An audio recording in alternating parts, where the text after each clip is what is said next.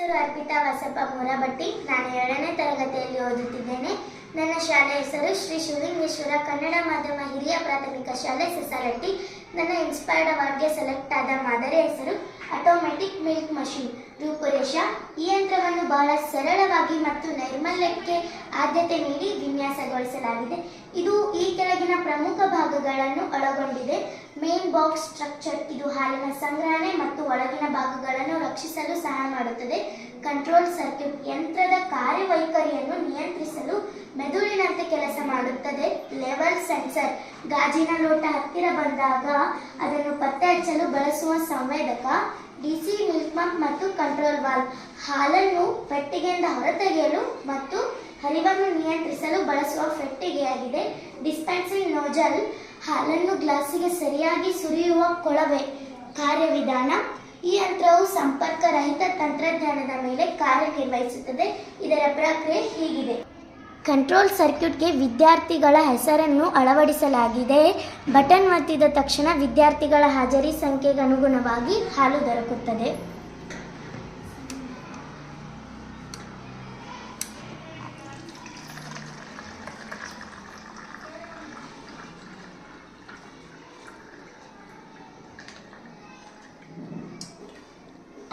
Power supply: AC adapter ಮೂಲಕ ಸರ್ಕ್ಯೂಟ್ಗೆ ವಿದ್ಯುತ್ ನೀಡಲಾಗುತ್ತದೆ.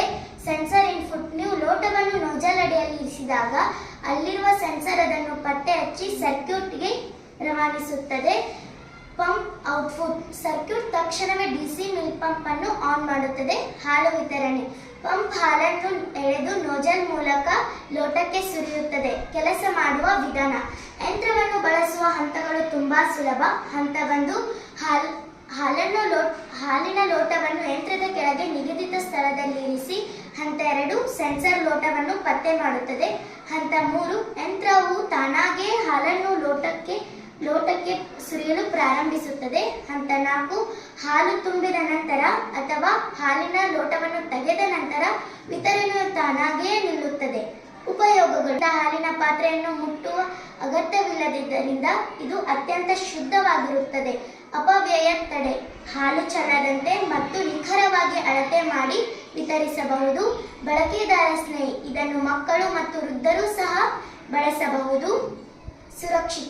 ಸುರಕ್ಷಿತ ವಿದ್ಯುತ್ ಅಡಾಪ್ಟರ್ ಬಳಸಿರುವುದರಿಂದ ವಿದ್ಯುತ್ ಅಪಘಾತ ಬರುವುದಿಲ್ಲ.